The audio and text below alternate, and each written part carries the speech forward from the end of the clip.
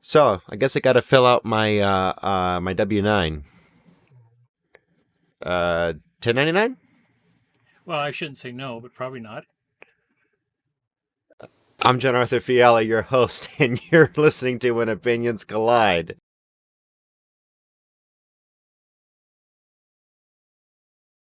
Hi, once again, John Arthur Fiala, your host for When Opinions Collide, and I'm joined again today by Paul J. Hansen, by popular request. How are you, sir? Good, thank you. So we're talking about who is required to pay taxes, or who has that obligation.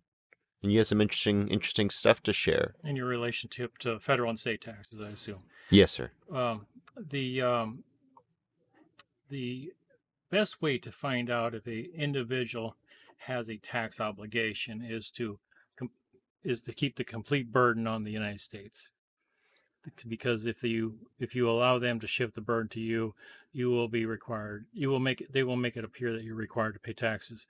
Very few Americans are required to pay taxes. Whoa, wait a minute. You're saying I may not be obligated to pay income tax? As a legal duty, you may not have a legal duty to fill out any forms for the IRS or the United States or pay any taxes to the United States or the state government. Well, that's news to the IRS. Well, most IRS agents do not know how to read the tax law, and if they do start reading it and you start talking to their supervisors, they will quickly find themselves unemployed. Really? Yes, they're not allowed to um, investigate the scope of Title 26. Essentially, Title 26 is the federal statutes at large, and it's the provision in law that allows taxation. Now, the IRS is simply a tax collector for the United States. So normally, a person interacts with W-2 forms, W-4 forms, 1099s, 1040 tax forms, W-8s, W-9s. Um, so it depends on where you're doing the activity. If you're doing activity on government land, you're usually subject to some tax, but they have to prove that. You don't have to prove that. You don't have to prove you're on government land or not on government land. They have to prove that. And if and then some activities are taxable, but you do not have to prove that. They have to prove that. Now, if you get involved in a taxable activity and the document license that is given to you clearly indicates that you owe a tax, then it's contractual. Like building guns, for example, is taxed by the government. Alcohol and tobacco, you've heard of that. BATF. A The Bureau Bureau of of Alcohol, Tobacco, and Yes, Firearms. yes.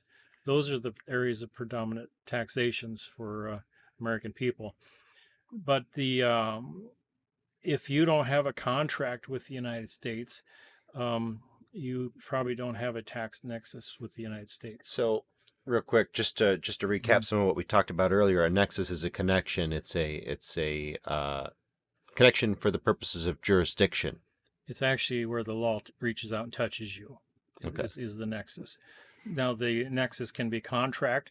Um, One of the most important things to remember with the United States is the United States is an entity, and just like any other entity, the entity cannot rise to your level as a man.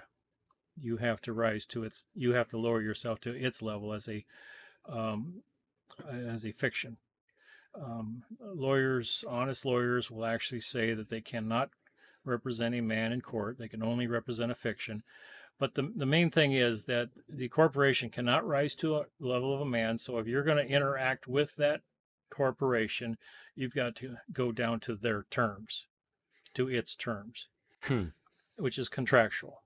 So Which you're which is fine if that's what you want to do and you want the benefits and services of that corporation. It's perfectly fine. But the relationship with that corporation doesn't remove your right of life, liberty, or pursuit of happiness as a man. so what you're saying is, and correct me if I'm wrong, that the United States as a corporation doesn't have jurisdiction for taxation unless you're on government land or you formed a connection or a nexus with them on your own free will. Right. Like you said, ta- to, alcohol, tobacco, firearms, something like that. Or and you mentioned it, doing activity. If you set up a lemonade stand on my land, I can tax you, correct? If I set up a lemonade stand on your land, you can I can tax me. tax you. You can tax me right off of it. Goes back to the feudal system. Well, you own the rights to that property. You own the use of that property. You can tax me a dollar a day. You can tax me $1 million a day. So It's your property. doesn't the government ultimately own all of the land that we're on? I mean, they tax, your house and your property. The United States has acquired land in a lot of different ways. The people of America has acquired land in a lot of different ways. Is another way to say it. You have the Northwest Ordinance. You have the Louisiana Purchase. I don't know what it's called in California area, what that purchase was called, but from different nations under different conquests, under different situations. For example, one of the largest ones is the Louisiana Purchase. We purchased it from Spain for, I don't know what it was, three or 1.5 cents an acre or something. But now 1.5 cents is a lot more money than we think it was. It was on the gold standard, but anyway, it was quite a deal for us. For example, all the land in Nebraska was owned by the United States at a time, and then the government said that the United States can only hold that land for military purposes for 5 years. Of course, they didn't want to own all the land for that purpose, so they immediately started selling the land to individuals, and they gave it to them very reasonably. They didn't make any money on it that I know of. All he had to do is pay the survey cost, and you got 160 acres of land, for example. I think your wife could get 160 acres, and you could get 160 acres, which is quite a bit of land if it's Yeah. productive land. Some of that land is $10,000 an acre now. Um, so, and then when they gave you that land, they gave you what they called a land patent. It was called ultimate title. Now, most land patents, you just Google it. It's commonly known between realtors and stuff what it is. It's just evidence that the United States parted with the land and how they parted with it. They might have parted with it completely, all water rights, all mineral rights, all oil rights, all land rights, all sky rights. Or they might have parted with it with limitations on any of the given. Maybe they want to put an airport close to it, and you can only build so tall of a house there, or no skyscrapers, something like that. They sold it to you based on that terms. But most land patents in Nebraska had no strings connected.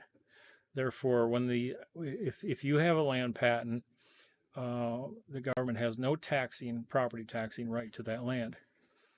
So And so first off, patent as in an invention. no, it's just the term they used. It has nothing Okay. to do with an invention patent.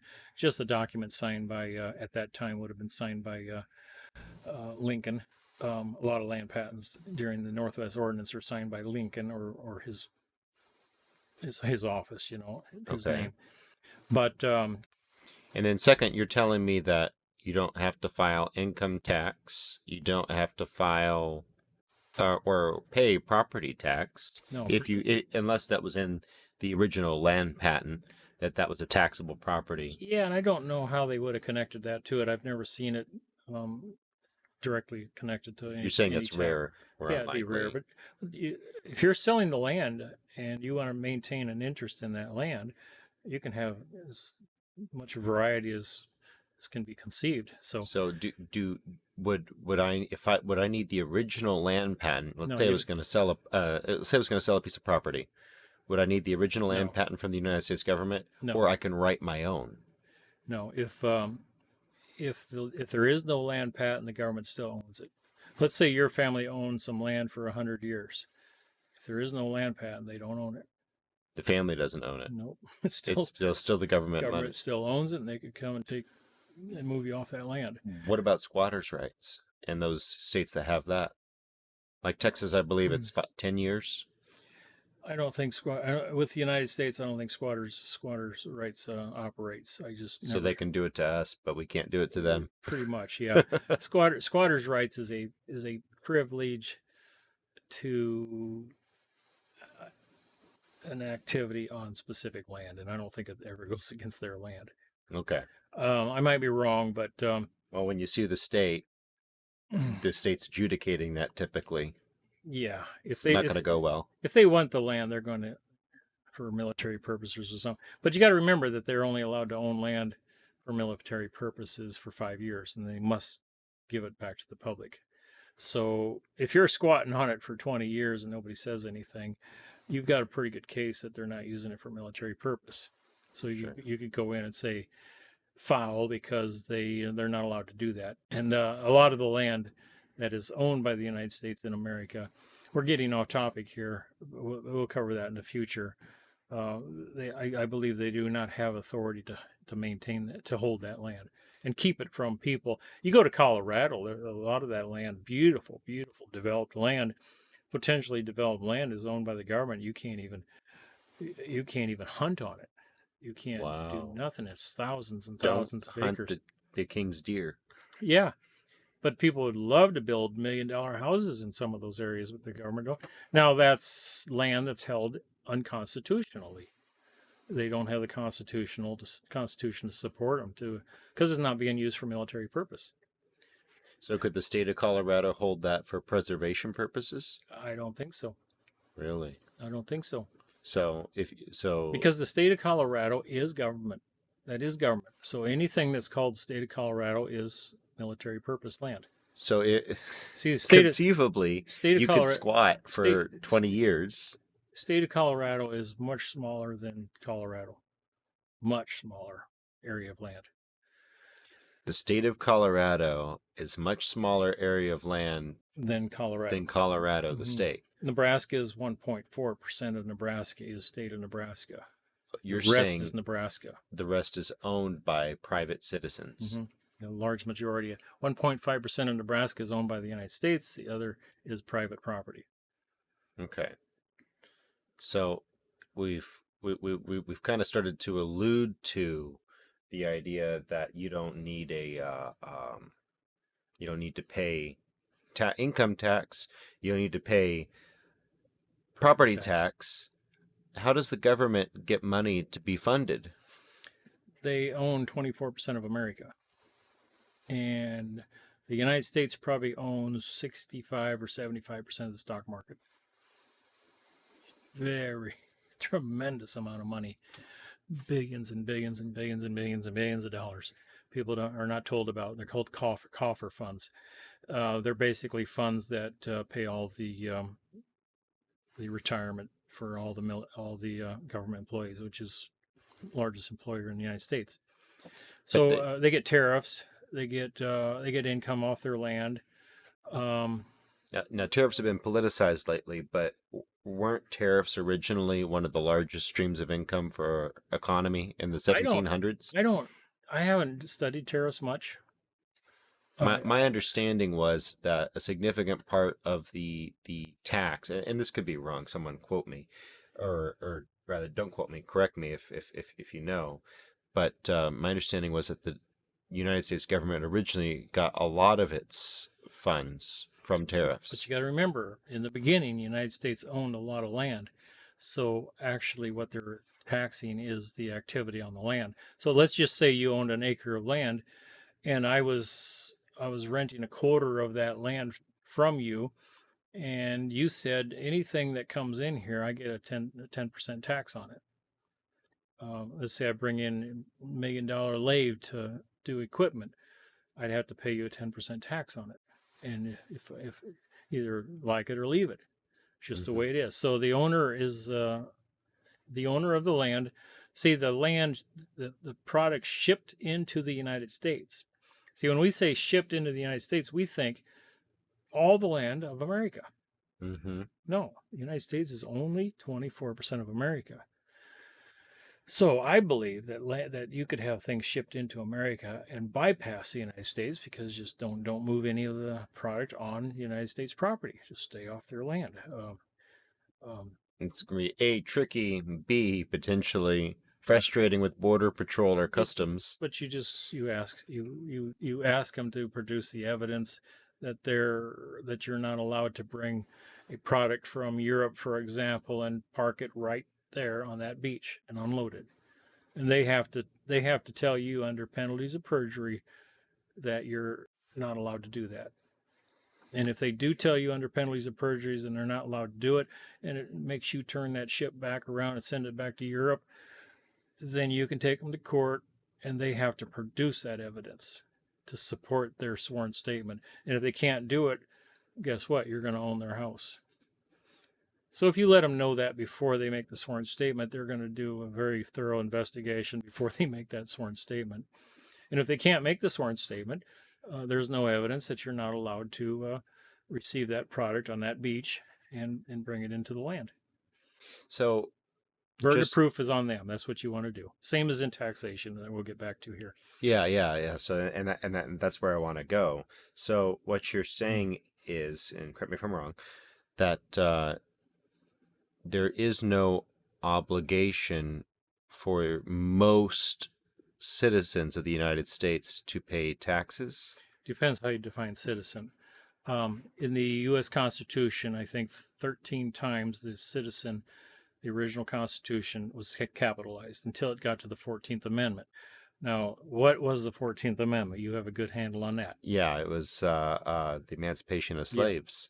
Yep. You were the Civil War was over, and slavery was no longer legal in the United States, and the Congress knew that they were dealing with people that were not full Americans, and they provided a means to bring them into society through the 14th Amendment, which is kind of weird because many of those children, many of those people were born on American soil. Yeah, you would think they would have just made them full citizens, but then again, the times were It's different. They probably should have. they were backward times. And but citizen's not the issue. See, you're not a full citizen. I hope, for your sake, because a full citizen today, it depends how you define it. If you I was born here in Houston, Texas, right, and I'm a natural born citizen of the United States, except you would say that there's a difference with the distinction. you're a man of the aggregate land, so you have birthrights tied to the land. You don't have birthrights tied to the United States. If you're born in government land, your birthright is tied. It's not a right. It's a privilege. It's tied to the United States until you turn 18 years old, and then you have the opportunity to become a full-pledged United States citizen, or to take the higher road and be and just maintain your independence from the United States and operate as a man of right. Now, you're delineating here between the United States, the people, versus the United States of America, the government corporation. Yeah, but if you're in a United States court, you got to use their definitions. Yeah. So when we talk here, oftentimes we don't use their definitions. But let me finish that little sentence on citizen. I think it was 13 times the word citizen is used in the United States Constitution, the organic Constitution. You got to be careful with these constitutions because many of them have been changed. If you look at your state constitution, the first one has boundaries in it. The second one has no boundaries in it. Really? It's not. It's a corporate. The first one is of the land. Obviously, it has boundaries. The second one is not of the land. It doesn't have boundaries. It's deception. Wow, It's very important. that's some conspiracy level stuff there. But if it's sitting right in front of our faces, is it a conspiracy theory or a Well, conspiracy fact? they have to prove their nexus with you. Okay, so when the citizen was used in the 14th Amendment, that's the first time it had a small c. Now these guys wrote these things out by hand. Every one of them is a capital C. until you get to the 14th Amendment, small c. So it's a distinction. It's a distinction between all the other citizens in that document. Wow. Uh, So you're saying to us, it may be a subtle distinction, but to the legal mind, it's a major distinction, because because it's got a small c doesn't really make it a standalone distinction. But if you read the 14th Amendment, it's clearly the Congress is defining the status of that man, not God. Huge difference. so See, God has set your status, and you're saying instead of the God-given status of human being as a citizen, that Congress was kind of lowering the standard because of who we were inviting to the table. right, because they said the black man was what, 3/5 of a 2/5 or 3/5 of a man, as far as voting power goes, and he didn't have much ability to testify in court. I believe I'm not a real expert at that, but The Three-Fifths Compromise was actually proposed by abolitionists, but that's because the southern states didn't want them to have any vote, but they wanted to carry the weight of the people. But that's another conversation. yeah. But you're right. They derided Some of those counties were 90% African American. African Americans, and they could vote out. They could have vote tremendous power of avoid vote. their slaveholders. Yeah. So back to taxation. Okay, if I were to teach anybody on this station today, don't try to prove your status. Don't try to prove your birthright. Don't try to prove your taxability or non-taxability. Keep the burden of proof on them. And no individual, now corporation's different, but no individual has to fill out a 1040 tax form. So what we do is we have tax packages that we sell for $25.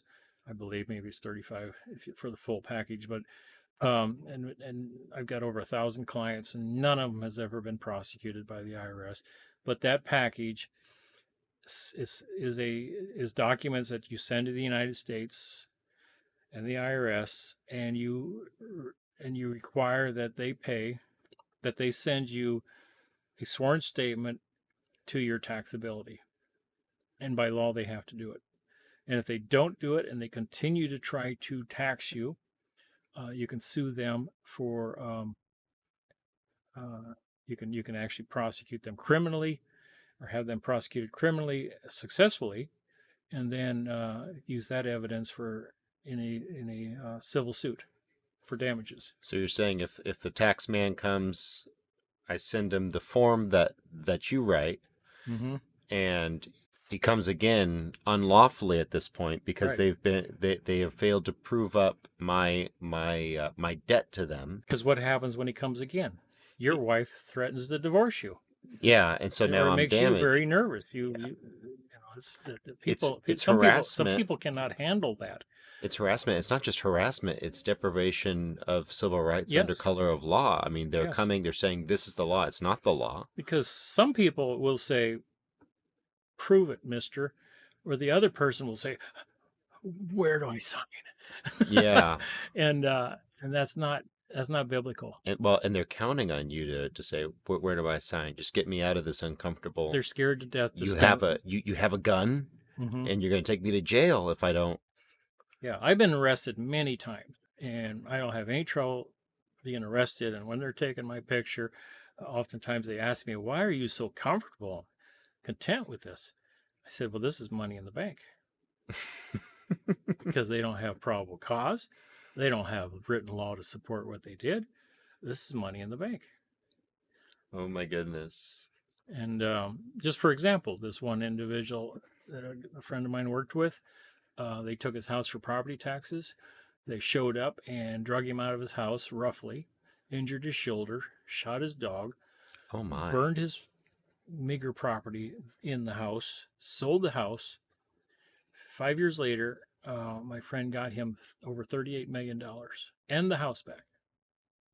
Wow. So the worst day the worst day of his life, in a way, turned out to be the best thing ever happened to him. In the words of Bobby Swagger, you don't understand. They killed my dog. I'm coming for him. And that's why if they were to do that to me, I would be smiling in my mugshot because cha-ching. And so I might not get 38 million, but I'm going to get something. paid well for my time here. I mean, the U.S. government's Yeah. gotta know they can't do So as that. far as taxes go, they have to prove that you're a person taxable. They have to prove that the activity that you're engaged in, where your income comes from, is taxable. They have to prove that your activity occurred inland where the written law that they're relying upon has force and effect of law. So they have to prove those three things. And most Americans are not in those classifications. Most Americans make their living, their income, their wages, the produce of their efforts or of their sweat and blood.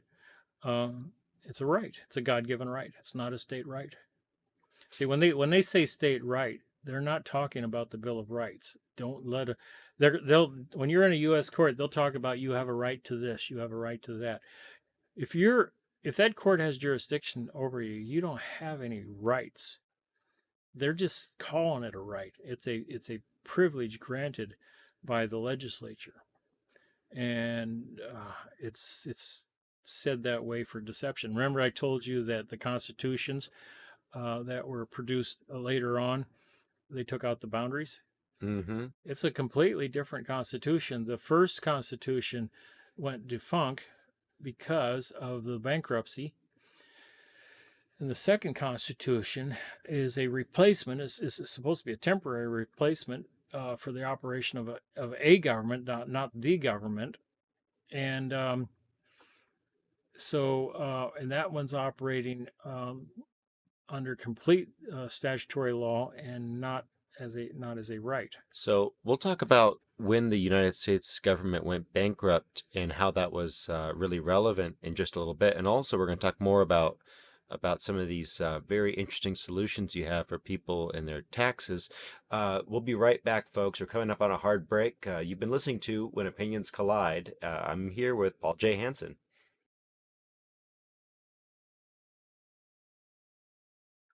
And welcome back. You've been listening to When Opinions Collide. I'm your host, Jonathan Fiala, and I am joined once again by Mr. Paul J. Hansen.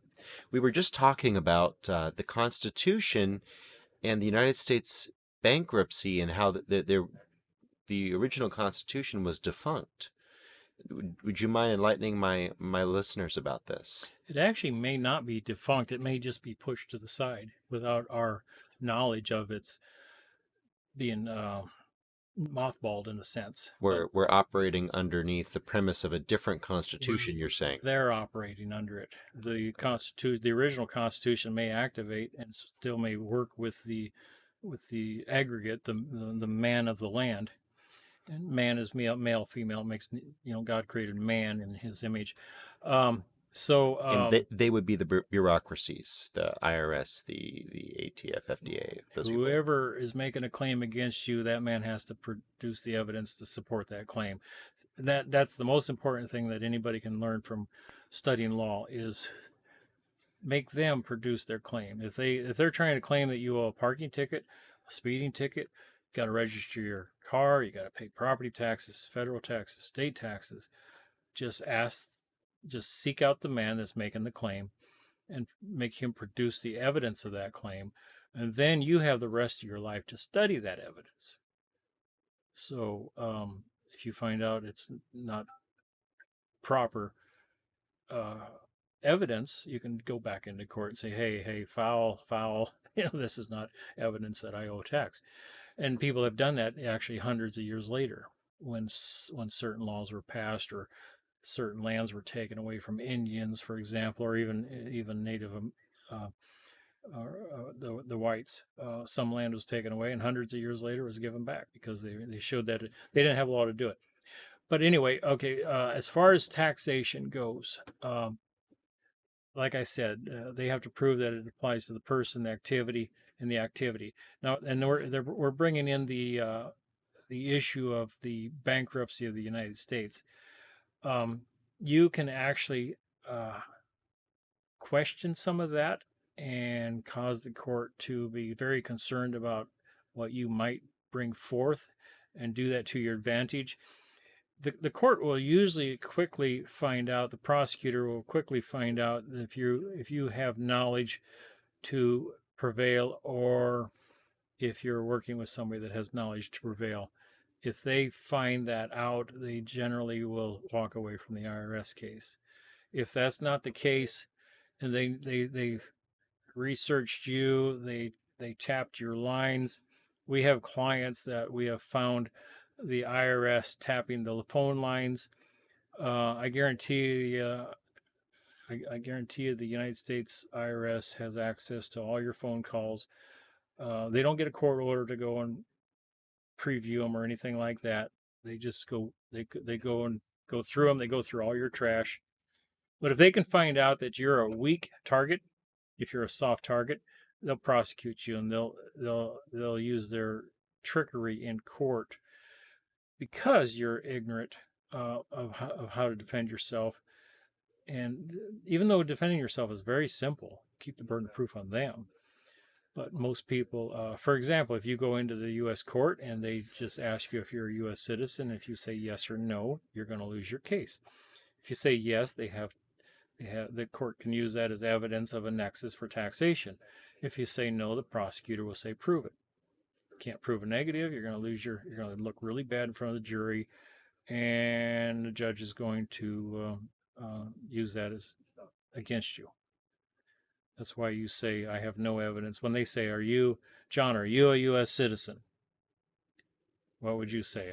We've talked about this. We talked about this off air. You would say something to the effect of, I have no evidence in my possession that I have ever made an oath or affirmation. Election. Okay.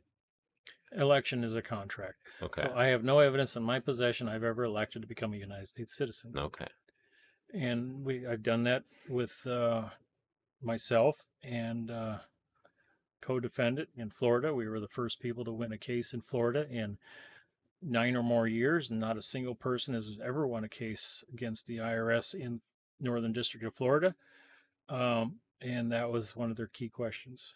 And both of us, my co-defendant listened to me and understood why he needed to not say yes or no. And he's just simply said, I understand that words are very important in a U.S. courtroom. Therefore, I have no evidence in my possession I ever elected to become a United States citizen.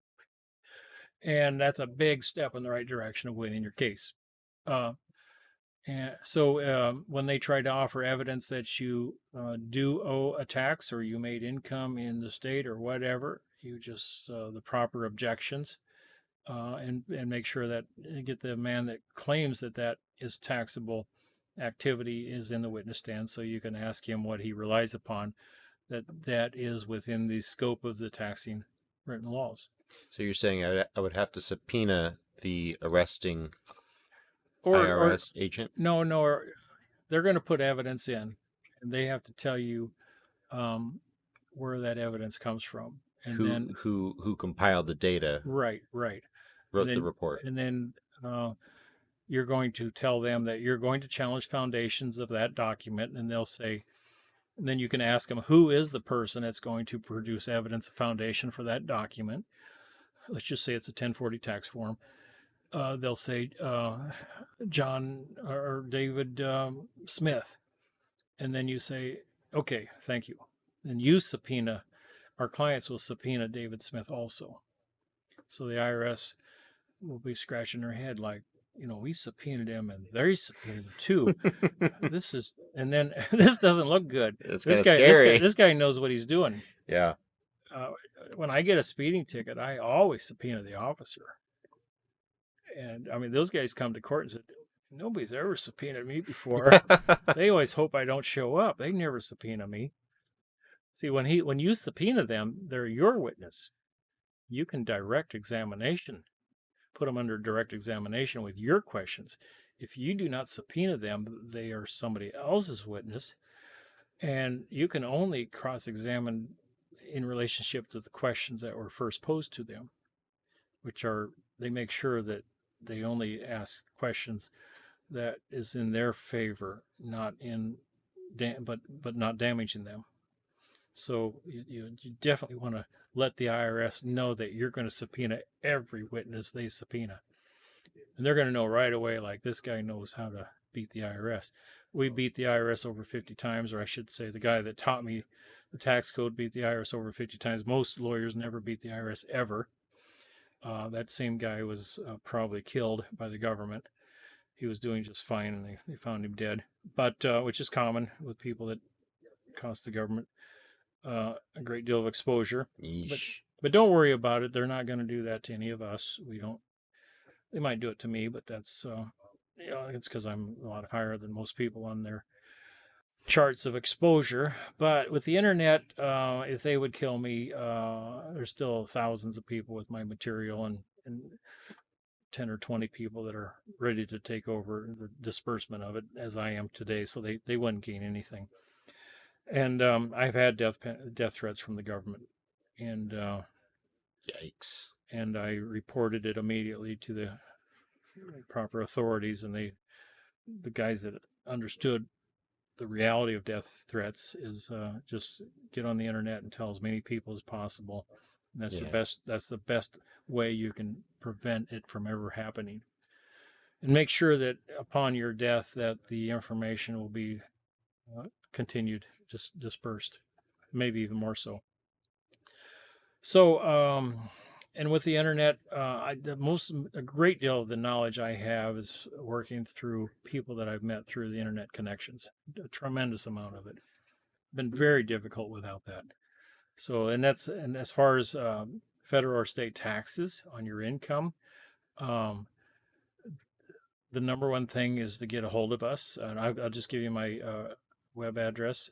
Paul, you can connect me several ways. Paul JJ Hansen, Hansen, pauljjhansen.com. And the other one is freeinhabitant.info. Freeinhabitant.info. And you can always contact me. My relevant numbers and addresses. I travel all over the country. Contact mailing addresses, but email is the best way to get a hold of me, or us, I should say. So, what I recommend people to do if they want to challenge. Today, I was standing in line for half an hour at the post office, and I started explaining taxation to somebody, and a lady came up to me and says, "Can I have your email address? Because I'm very interested in what you're talking about." And I told her, we got 1,000 clients that use this program, and the IRS has never touched any of them. None of them. Really? Not a single one of them. They'll send threatening letters, but people will send the letters to us, and we'll lay the letter in front of us over the internet, and we'll say, take a look there. There's no sworn statement on that document. There's no signature on a lot of the documents. That letter is nothing. That letter cannot be evidence in a courtroom. It's bluff. Just write them back and tell them to send you a sworn assessment. Then we give them the law that requires the IRS to do that. And then there's a provision of people having to validate the debt. So there's two provisions in Congress that they have to validate the debt on, and we use both of them. And if they don't, and they continue, you can file a criminal complaint against them. You can actually go for a grand jury indictment, and most importantly, is you can go for it's called civil damages.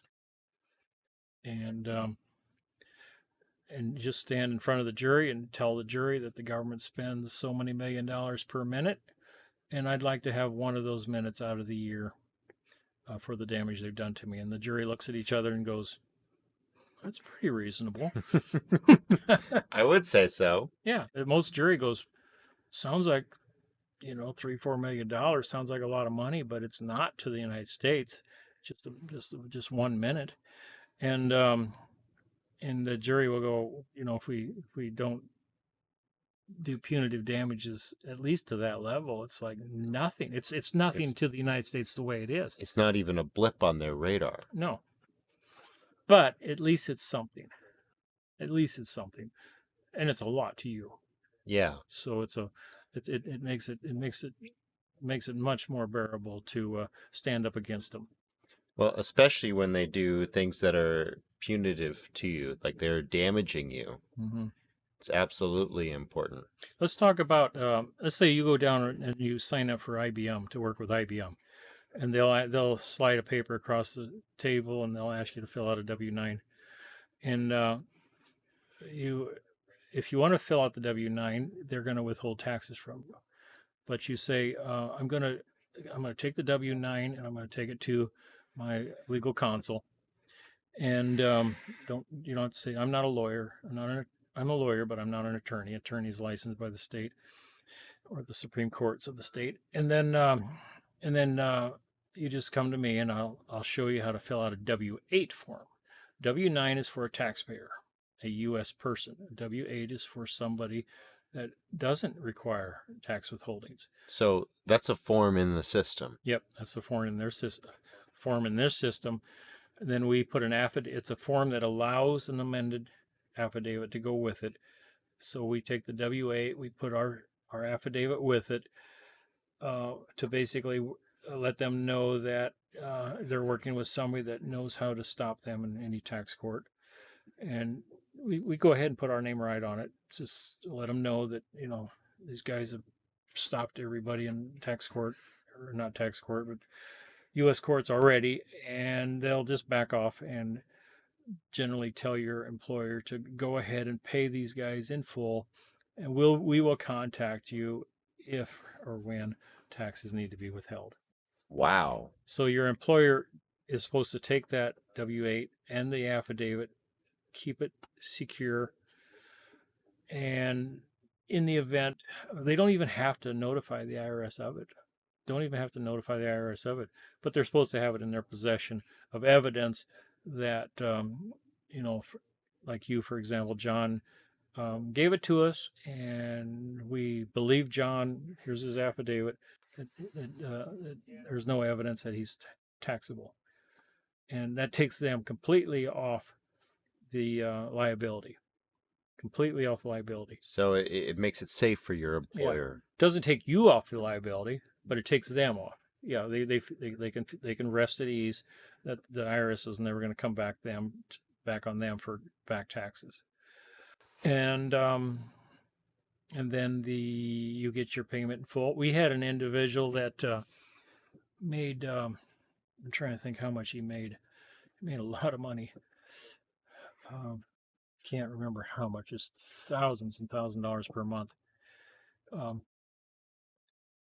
think it was like $30,000 a month or something. But and he was a high-level engineer. He worked on nuclear plants, and there was 1,100 engineers that worked for this company, I think, and he was the only one they didn't withhold on. Because he was a lawyer, and he specialized in taxes, and he read the entire Title 26 IRS tax code book, understood it, very analytical in that sense, and he knew just put the W-8 in and so forth, affidavit, and his employer says, we're going to pay you without any withholdings. You can receive it as cash or check, either way you want. And I think he took it in cash every week. And the employer just asked, don't talk to other people about it, and we'll be just fine. Yeah, because the big engineering company called the IRS, and the IRS said, "Yep, go ahead and do that." yeah. So wow, that's really amazing that works. And so all of that has to do with, I mean, the fact that there's a W-8 in the system. Yeah, people don't even know about it. That's amazing. So and what you're saying is that's a provision. It doesn't look on the surface that it's the fitting document for you, but Yeah. With the affidavit attached, it serves its purpose. Yeah. So it looks like a document that would make somebody exempt or something, but you never want to take an exempt position, because an exempt position is a taxpayer that they say doesn't have to pay taxes. So you're taking the position that there is no evidence that you're a taxpayer. and therefore they have no right to withhold. Now, if they do withhold, you can sue that employer for violating your rights. I don't like to say the word civil rights. It's just rights. Just rights. Your God-given rights. God given. You can say God given rights.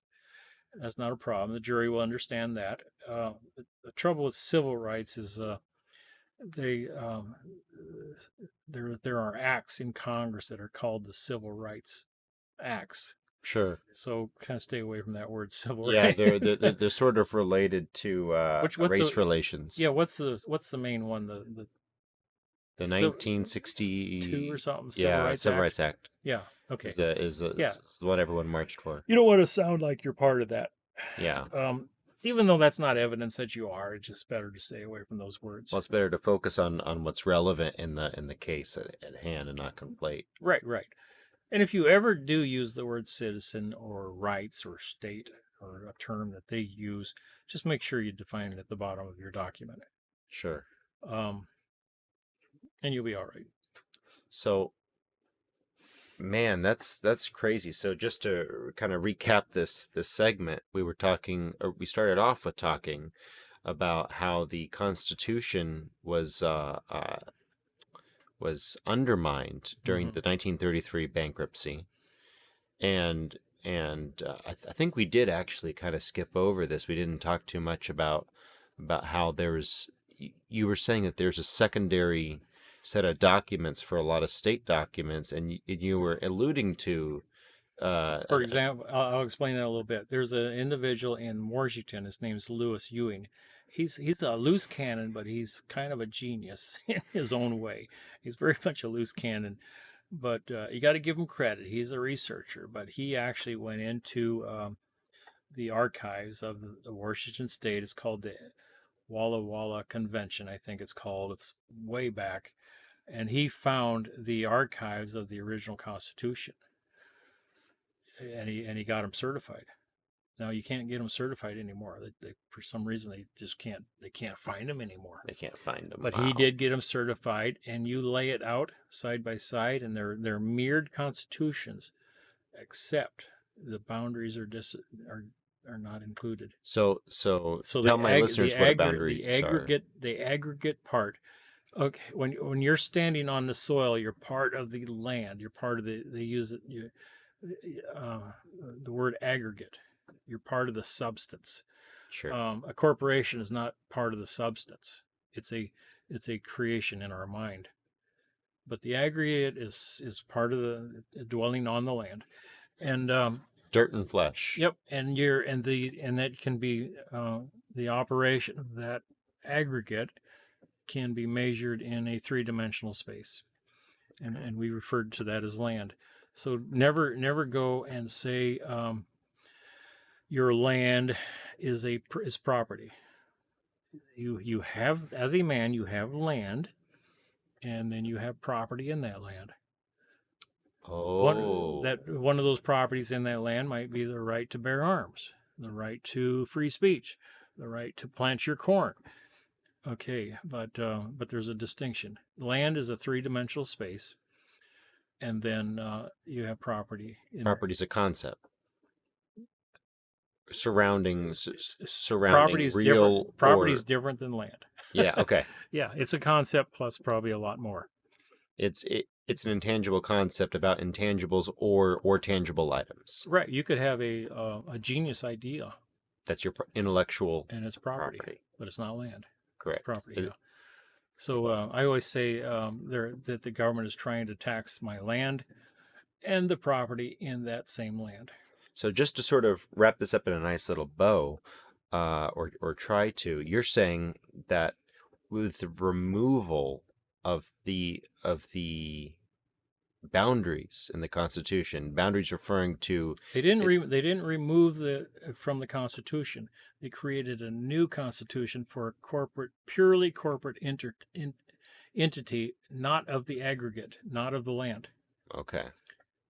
IBM doesn't have any land boundaries in its charter. It's not that type of an entity. But the state of Like Nebraska, for example, the original Constitution has land boundaries. But the current state, the corporation, It won't have boundaries on won't have boundaries on it. And they don't want to talk about it in court. Wow. And they make it very difficult to get the certified copy of those documents. Now, So you got to remember, at one time, the Constitution said that you're not allowed to basically be a licensed attorney in the United States, an esquire. because that was a British 13th Amendment. Guess what? A fire in 1812, I think, disappeared. really. And then they went to all the states and they tried to get all those documents, and they brought them back and tried to destroy them. There's only a few of them left, but it's very, very hard to get a hold of those documents. I don't like to use the word very, very, but occasionally I do. It's hard to get those documents, and it's intentional because they federal government is massive today. The original Constitution forbid that. The federal government is not allowed to use Federal Reserve notes.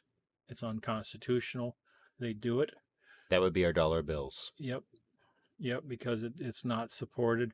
It's not a true negotiable instrument because it doesn't represent any real value. It's a fiat currency. It's not based in gold. If there was a gold dollar for every physical dollar running around, it would be constitutional. That's right. But if you take a Federal Reserve note today back to the maker, what do you get? No. A new piece of paper. You get nada. You get a worthless. You get another piece of paper. Cloth. You never get anything but that piece of paper. Yeah. And that's unconstitutional because the founding fathers knew that if somebody can make paper and take your land away from you while the rest of the community has to work hard to gather substance to buy the same product, the paper is unequal balances, unequal. It's unequal in society biblically. It's sin. Well, it's created fractionalized banking, which is cause all kinds of problems. Amazingly, wildly profitable, but ultimately might be the end of the world economic system at some point. It'd have to be restructured after it all crashes. But the reason markets are so crazy is because of that. But so let me say one little comment on the Federal Reserve. Let's just say you had 100 people on an island, and everybody had 100 $1 bills in their hand. And but one of those individuals was Uncle Sam. And when he wanted to do something, he just turned around and cranked this machine. But nobody knew it. And he'd walk out and he'd buy this and buy that and buy that. And that's what's happening with the Federal Reserve. It's stealing. He's stealing from our because if the people with the $100 bills in their pocket could feel that $100 bill, those $100 bills shrinking in their pocket, they'd pull it out and they could watch it shrink. They'd be mad. What's going on here? Then there'd be a riot in the street. But this guy does it silently. He cranks that lever, does it silently, steals their ability to buy, but he gets to buy.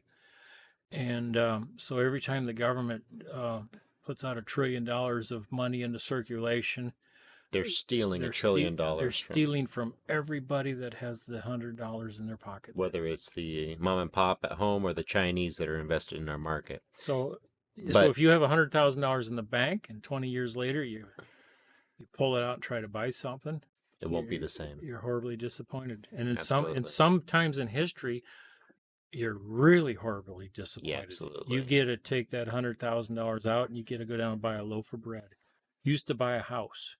Yep. Now it buys a loaf of bread. Well, in like Zimbabwe and some of those other nations. Yep. So, to wrap this show up in a little bow, what you're saying is the income tax, the tax on one's home, because you have a right to own land, not property, land, and you have the right to do business. Those were never constitutionally taxable. They've only been taxed by the government. By actually, we've allowed them to do that. Deception. We've most of it by deception. But if you're in the state of Columbia, or if you're living on government land, District of or Columbia, District of Columbia, excuse me, they're trying to make it a state. District of Columbia, or you're in the military, or what have you, you've made a nexus, and there are exceptions to what you're saying, in that you've made an agreement by being on their land, working for them. That's when you have to pay taxes. But otherwise, the income tax is voluntary. yes, it's all relationships with the United States are voluntary. My goodness. So if they're able to tax you, it's because of something that you consented to. Now you can actually go to court, and they have to prove that your contract is conscionable. Conscionable means that you were actually aware of it. So So you have to be conscious of the act of yeah, enrolling in the contract. let's just say you are in a high income bracket, and they disclose to you that all these taxes, we were taking 70% of your labor away from you. You would go, I wasn't aware of that. Yeah, I'm out of here. So, if you're in that position, and if you're looking for Mr. Hansen's services, the wealth of knowledge that he has, where'd be a good place to find you? One more time, give us your website and your email. The number one thing is freeinhabitant.info. Just go up to the About section, click on it. My phone number, my email address will be there. My email address is Paul J.J. Hansen, Hansen, law. Paul J.J. Hansen, law @gmail.com. Mr. Hansen, thank you so much for being on the show. Enjoyed every minute of it. Appreciate it. You've been listening to When Opinions Collide. I'm your host, Jonathan Fiala. Thanks for joining us. Well, I hope you guys enjoyed that. If you did, or if you didn't, there's a button for that down there. But if you did enjoy it, hit a thumbs up. And somewhere down there in the description, I'll have a link to Mr. Hansen's information. He's a lawyer without a law degree, because you don't need a law degree to practice law. If you have questions about that, like we just said, you can find that on his website. You can email him. This has been a really interesting conversation. Let me know down below what you thought. This is very intriguing. I hope to have him back on soon.